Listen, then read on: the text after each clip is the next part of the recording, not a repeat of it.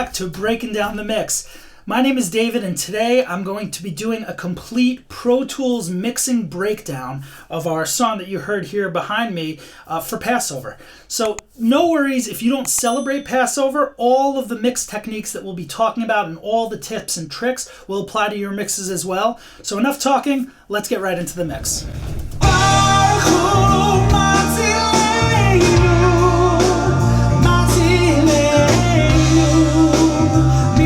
Okay, awesome. We actually started here at the biggest part of the mix. If you look here in the edit window, you see that we have our whole mix laid out here. On the bottom, I put my drums. A lot of people like to put their drums towards the top of the mix and then their vocals at the bottom. That's just not the way I do it. I've always done it this way, and for me it makes sense. I guess because I'm a singer, I like to have the vocals kind of floating on top of the mix, so for me it makes sense that they're on the top in the edit window.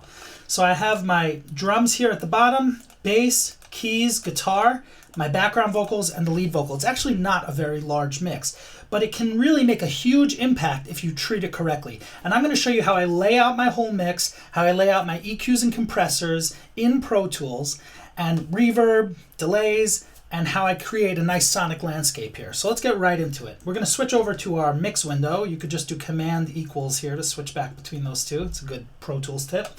And I'm going to start by showing you our drums.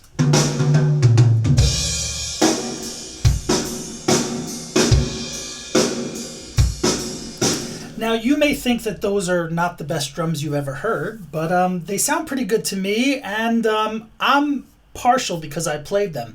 I am not a drummer. Like I said, I'm a singer, but I played all the instruments in this track just to kind of give the video a cool flair. If you listen here, we got the bass track, and then the clavinet, keyboard part, the guitar, the background vocals, and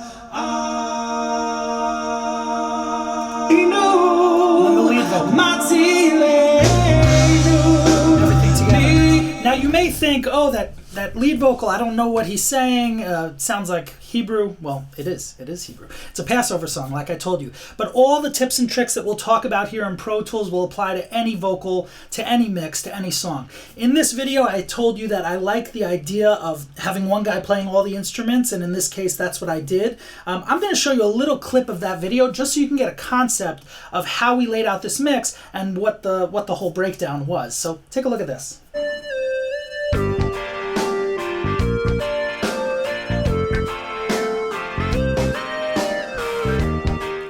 Cool. Now that's just a little sneak preview of the video. If you'd like to check out the full video for Passover, you can click on the link down in the description or right up there. So moving on, let's get straight back into the mix, and I'm going to show you how I lay out my mix buses and how I get the sound that we got in this mix. Here we go. Okay, now back to our drums. Let's start. I always mix from the bottom up. For me, it makes sense to build our mix from the bottom, build up the different instruments, and then add the voice on top, because as we all know, at the end of the mix, the vocal is the main thing that you hear.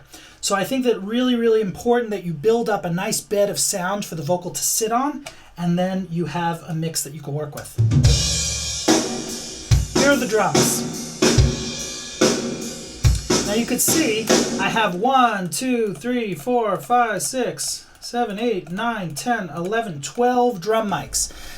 If you don't have that many microphones, it's fine. You could set up 3 mics. You could put one on the kick, one on the snare, and an overhead. That works quite well. You could put, if you have 4 mics, you could put 2 on the kick, one on the outside, one on the inside to get a different sound, or 2 on the snare, one on the top, one on the bottom. In this case, thank God I had a lot of mics at my disposal, so I put a mic on every drum, and I was able to get a roomy sound and overhead sound. Let me just show you what each of these mics sound like. So let's start here with the kick. Now you can see when I'm soloing stuff here in the mix window, you can see when I hit solo, everything comes on. You may be wondering how we do that. If you go back to the edit window and you look here at the groups, I have a group called drums. If I unclick that group, then it makes them individually clickable. And then if I go back and I click that drum group again, now they all are grouped together. So you can make a choice when you make your groups, you can make a choice of how you want to edit it. So again, going to the drums,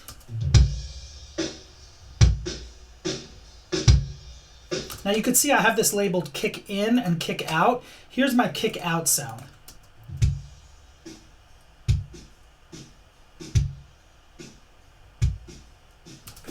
Now in this case, you could hear that these two microphones sound really, really different. And that's actually a good thing, because when you're taking a kick drum mic, if you just have one and you're stuck trying to EQ it to get the sound that you want, you in general will have less flexibility with the sonics. If you have two mics with different sounds, I have one all the way in the back where it's like close to the beater, and I was able to get that thump of the beater. And I have another mic on the outside where I'm getting more of the, like the bottom end of the kick drum. When I combine those two and blend them, it's almost like EQing. And then using EQ and compression on top of that, you can get some really cool sounds.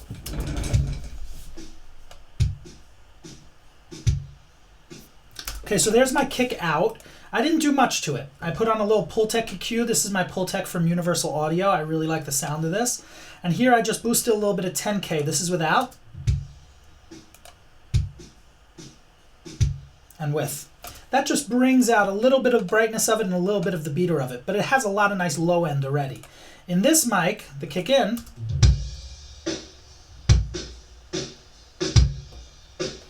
now this one really has that beater sound, and that's very important. When you build up a bigger mix, you need that beater to cut through. Otherwise, you don't get that real thump of the drums. So for me, this was important. You see, I have plenty of low end here. I didn't boost the low end at all, but I boosted at 8K on the high end. Here's without that EQ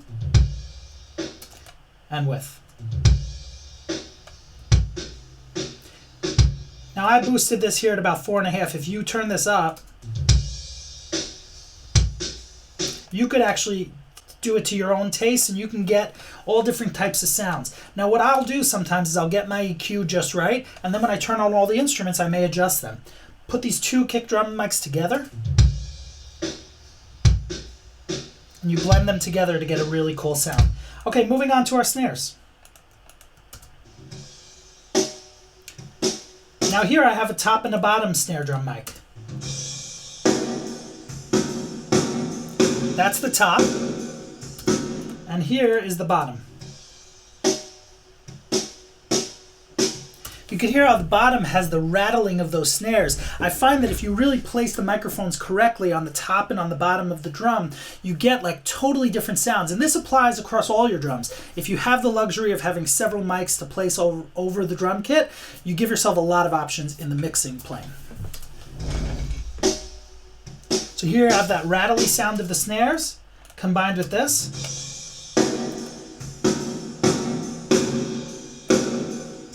You see here, I'm using the same Universal Audio plugin here, this Pultec EQ. I don't do a lot with it. I boosted a little bit of 10K. The main change here is the reverb. Listen.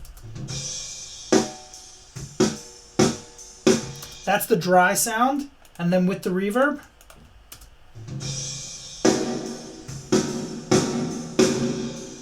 really brings it to life. Now let's take a look at what that reverb was. I used a large plate reverb here, 2-second decay, no pre-delay on it, and I cut some of the high frequencies here just to kind of get that kind of sound rather than the sparkly, shimmery of the cymbals. The reason I didn't mind not having the cymbals here is because I know I have the cymbals in some other mics. So now let's add in the kick and the snare together.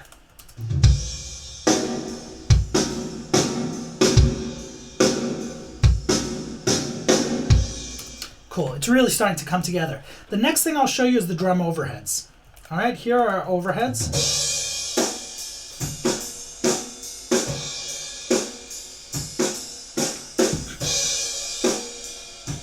Now you can hear this gives an overall sound of the drum kit, but it's actually a lot thinner than those other mics are. You don't get as much of the thump of the kick drum and all of that stuff, but that's okay. Not every mic has to accomplish every purpose because you can combine them to get the sounds you want. What I'm going to do here is I'm going to take the overheads and I'm going to add them in together with our kick and snare.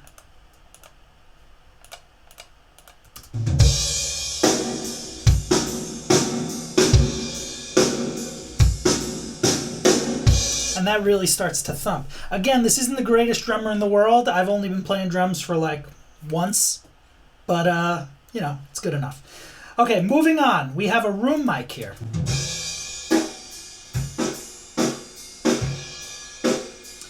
This microphone was placed all the way across the room. So the drum kit was over here and the mic was placed all the way on the other side of the room. This was able to give a really roomy sound. That's why it's called the room mic.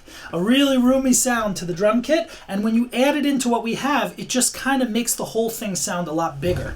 Let's take a listen. Okay, put on our overheads and our snares, our kicks.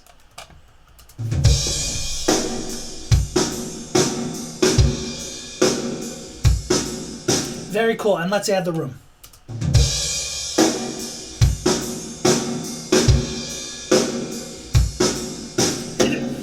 It actually almost serves as a second reverb because it makes the whole thing sound a lot bigger. Now the only other thing I have here is the hi-hats and the 3 tom mics.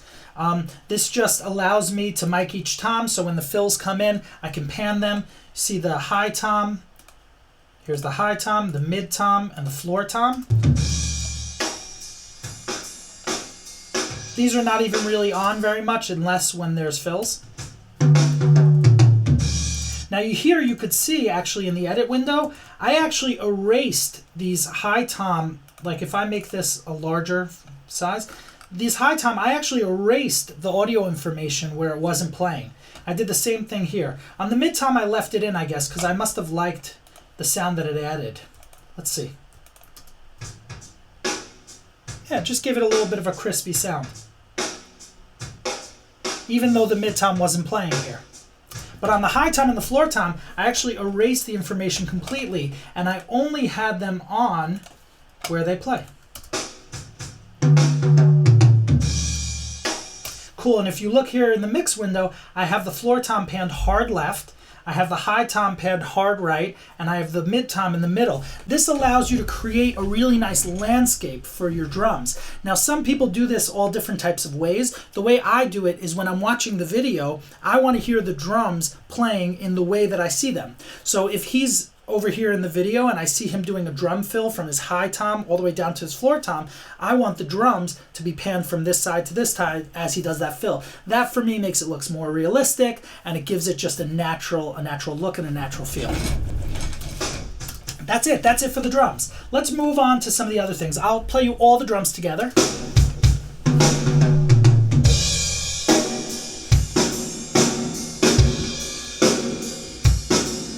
Okay, enough talking about drums. I could actually spend all day just talking about the drums because I love mixing drums.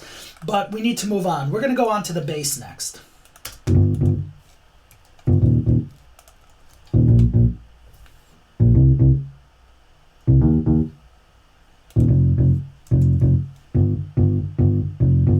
Now, for those of you who have really good ears, you may notice this is not a real bass.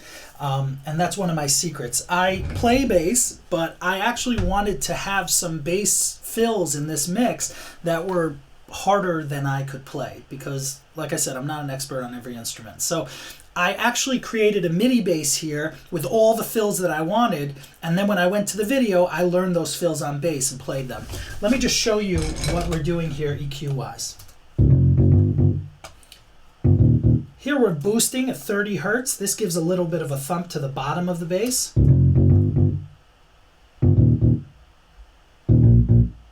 Cool, and then I did another boost here at 2K and another one at 10K. So that just allowed me to bring out the articulation of the strings. One thing I will say is it's extremely important that you don't try and just rush through the process of picking your sounds. Just pick a bass sound, pick a keyboard sound, just go with it and hope later you'll be able to fix it. It's much harder to fix it later. So I encourage you to spend the time to try and find the right sounds, and then what you need to do later with EQ and compression is much easier. In this case, I did very light EQ and compression because I found a bass sound that I really liked. Now let's add our bass in with our drums.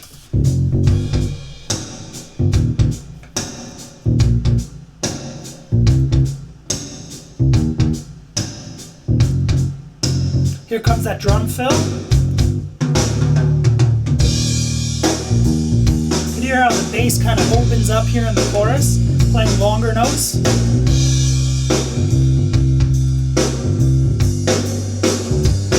Alright, this is really kind of fun. Let's move on to our clav, okay?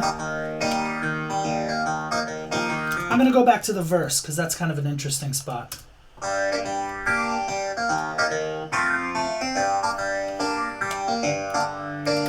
Now again, this is a very specific sound, this clavinova. And if you listen carefully, you'll notice that it's actually phasing. It's kind of panning around in a circle. Really cool. Do you hear that? It's very, very cool. I actually found this sound in Expand, which is just a free synth that comes with Pro Tools. And you just search around. There's hundreds of different synths and different sounds. If you take the time to look, you'll find something that sounds really, really cool. Here in this case, I just rolled off a little bit of the bottom because I didn't want it to get in the way of the bass and the kick drum.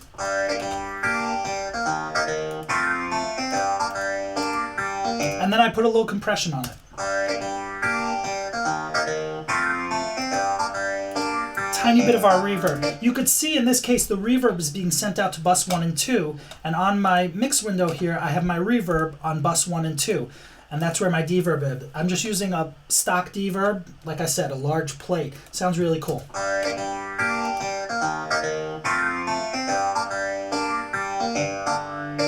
Now the cool thing about this, and what I will say about this, is you got to get the right part. You got to get the right performance, you got to get the right sound, and you got to really try and get it right on the way in. I'm actually going to show you how we came up with that part. Let's head over to the piano for a second. Okay, this isn't the exact sound that I had in the mix, but it's similar. It's a clav.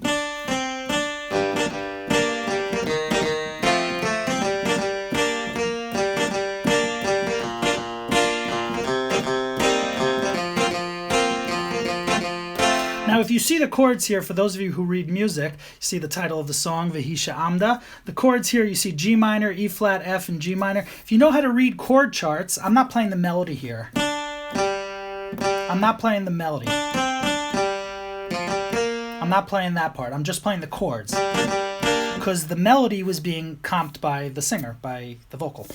But in this case, if you're playing the chords, there's lots of ways to play it. You could play like...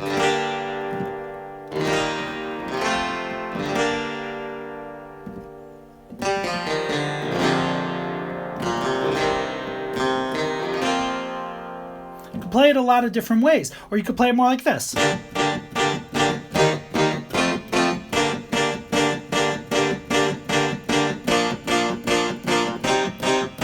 Or you could arpeggiate it.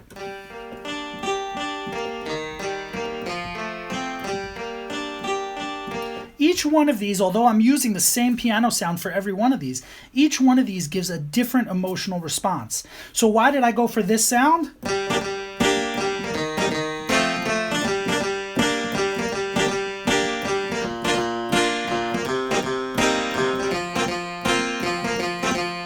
I was looking for something that was really funky. I was looking for something that was really playful and really fun that matched the vibe of the video. And in this way, I was able to take this sound and this performance style and capture it. Now you could hear in our clav,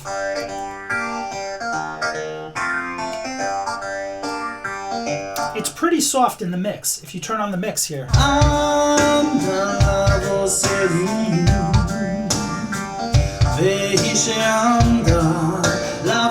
Combined with that drum groove, dum dum, ba dum dum, dum dum, ba dum dum.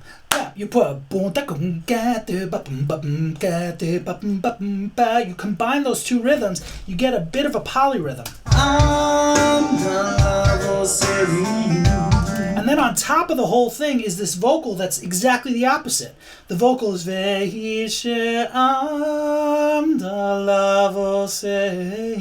it's all very smooth and connected. So one thing that's really cool about music, and something you could do in Pro Tools to create your special sounds, is to take contrasting styles. Take a rhythm that's really sharp and funky, combine it with a vocal that's really smooth and creamy. Or do the opposite. Take a vocal that's really staccato and really kind of sharp and punchy, combine it with like a synth pad or something that's really smooth, and what you get is a contrast that really captures the viewer.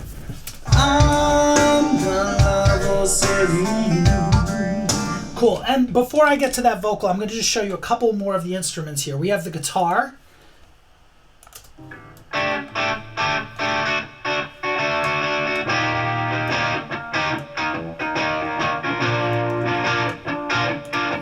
Again, really simple sound here. I actually printed it with a amp. I actually had a SansAmp on this, and I printed that sound. I have a little EQ here. I'm rolling off the low end, just like, again, to get it out of the way of the bass and the kick drum. And then I have my compressor on it, a little bit of reverb, and it was all in the amp sound.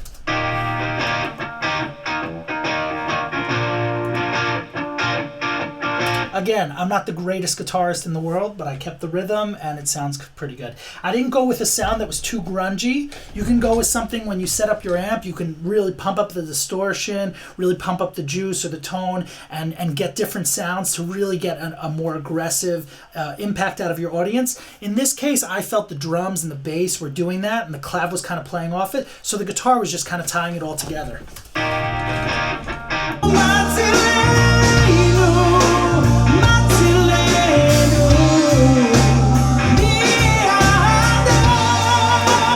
As I turn on the things in the mix, you could notice that each element is not too loud.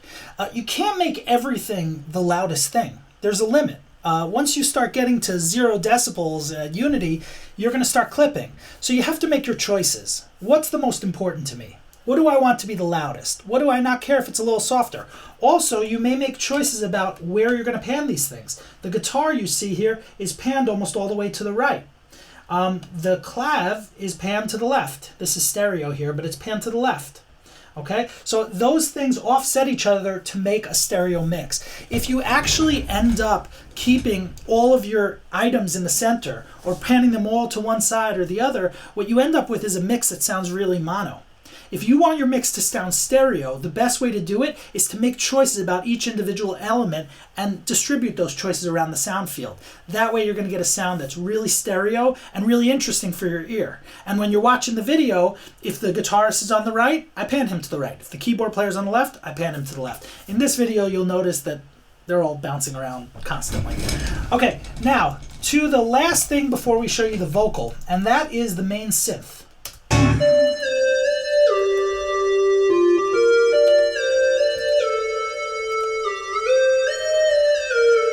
Now you can see this is a very specific sound, and if you look in my mix window, I did almost nothing to it. Little LA2A compressor. This is just taking down the transients a little bit, bringing up the lows, and just kind of making a more consistent performance. But don't be fooled by the fact that I only put one plugin on here, because that does not mean that I didn't pay attention to the sound of it. I paid attention to the sound before I printed it. This is actually a MIDI sample that I played on the synth, and I was able to find a synth that was kind of like a lead synth that had connected notes and really, really cool sound. And when I was putting together the video for this, I knew I had the drum set, I knew I had the bass guitar and the clav and the guitar. I didn't know what instrument to use for this synth. So I ended up taking out an iPad and just coming up with an app that had like a cool synth on it, and I played this on the iPad. So again, if you want to check out that video, the link is in the description below. Let's get to the vocals. I think I'm ready for some vocals. Let's do it. Okay, first thing, the lead vocal. Obviously, the lead vocal in a song like this is going to be the main sound that you have in your mix. Now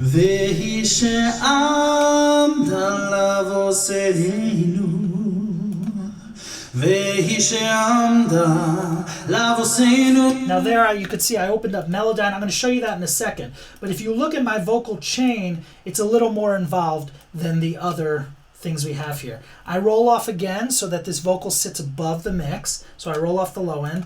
Here I have a de-esser. You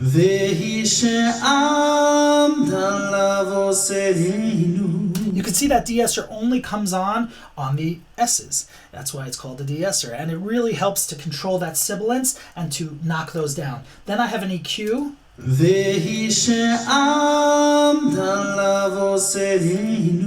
You can see as I toggle this on and off, I boosted the high end here. I wanted to give this voice kind of like a magical, sparkly kind of a quality. So here I boosted at 12K and again at 19K. As we know, the human hearing range is only up at around 20,000 hertz. So you really can't hear some of these frequencies, but you feel them and you notice them and they make an impact on you. And then the last thing in my vocal chain is the LA2A compressor. You'll see I use this compressor all over my mix. One thing I'll say is it's not that important that you buy the most expensive, newest plugins and buy outboard gear like this Avalon and all that stuff. It's not that important that you do that. The more important thing is you learn how to use what you have and you get a great sound that way. In the mix.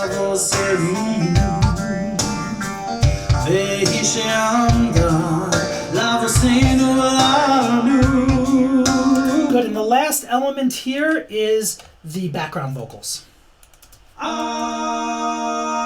Really simple.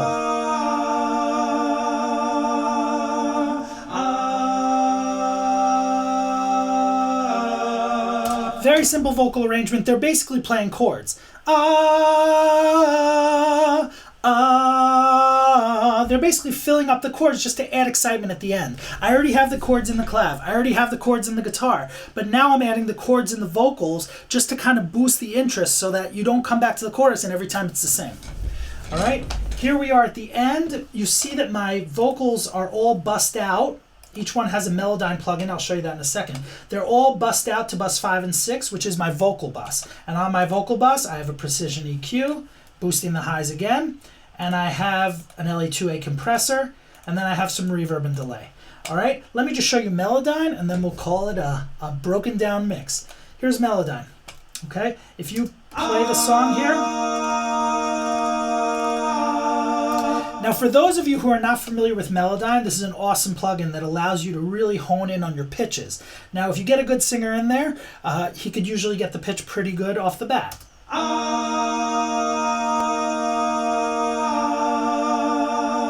If you look here, this note, this line inside the blob, these are actually called blobs. This line inside the blob is kind of straight, and then it starts wiggling. That's the vibrato of the singer. And these pitches will show you the pitch of the performance. Let me just solo one of these. I'm going to turn these groups off. Let me just solo this one.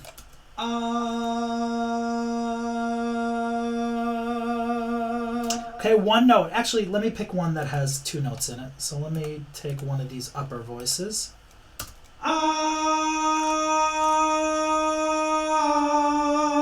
Okay, very good. You see here we have a D sharp over here, otherwise known as an E flat, and then it goes down to a D, right? Now let me show you how powerful Melodyne is. I could actually take this.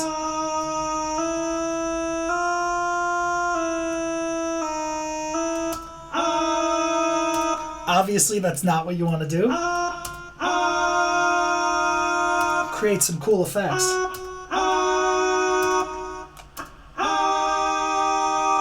Yeah, there you got a major third. You can create some really cool different effects with Melodyne, and you can really hone in on your pitch. I find that to be a really helpful tool. I recommend Melodyne. And then...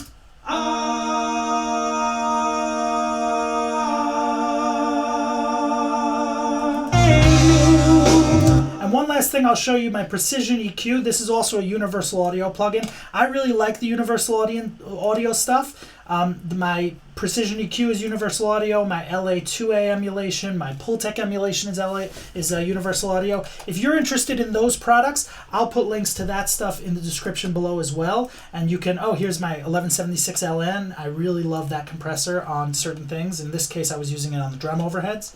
And that's pretty much it. That's the mix. So thank you so much for joining me for this episode of Breaking Down the Mix, where today we broke down this Passover song that we did. Once again, I encourage you to check out the full video, and I encourage you also to send us a comment below, like this video, and let us know what mix you'd like us to break down next. I'm happy to break down any mix we've done over the past 10 years or any other mix that you really like. I'd also be happy to listen to popular songs and tell you what I think of the mixes that way as well. Thanks so much for joining us. Don't forget to subscribe to this channel for many more videos. We put out a new video every New Music Monday, and we'll see you next time. Thanks so much.